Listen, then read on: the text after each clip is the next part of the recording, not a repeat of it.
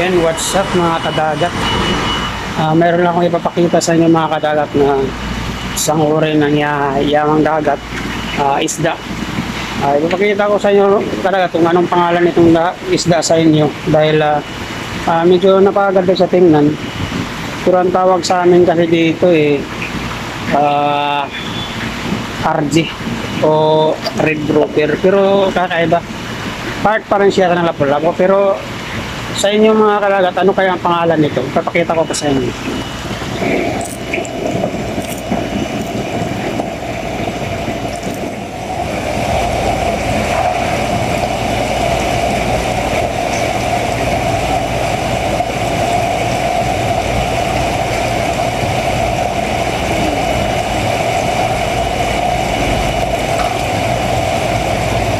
Yan, ito mga kadagat.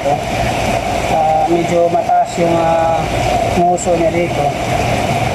Pahaba siya.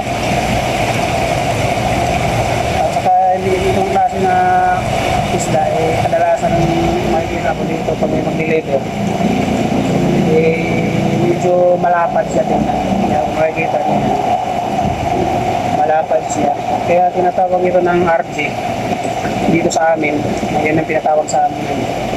Kasi yung mga dap niya, pula, redative, bali parang redative. Pero medyo payat siya tingnan.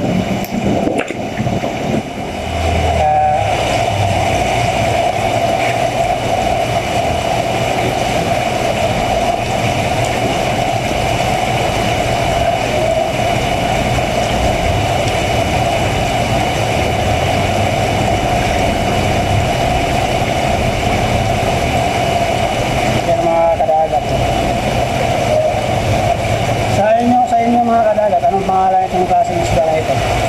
Malabad siya, oh. Pero ang alam ko, parang part pa rin ng lapu-lapu ito. Kakaiba, di ba lang? Medyo malapad pa yan. Ganito talaga, hindi siya tumataba talaga. Ganitong klase.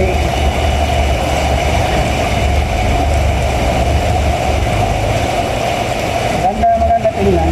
Anong pangalan sa inyo itong mga kadagat? Bale, mga dalawang piraso to dito sa amin na nag-deliver galing Bicol.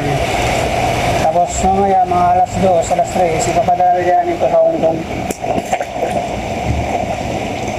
Yan mga kadagat, lang yan lang po ang pinapakita ko sa inyo. Pinapakita ko sa inyo kung anong pangalan na isda yan sa inyo. Kung nakikita nyo dyan sa inyo. Lalo mga kadagat.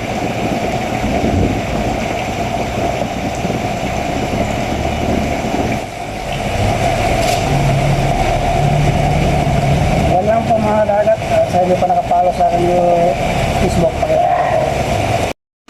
Yan po mga kadagat, ay isama nyo na lang yung aking YouTube channel, subscribe po aking YouTube channel at saka yung aking Facebook, Yamang Dagat Vlog. Yan lang po, sa sunod na naman po ay may ipapakita ko naman sa inyo na ibang klaseng isda din. Sa ngayon, yan lang ang ipapakita ko sa inyo. Salamat po, and God bless you po sa ating lahat.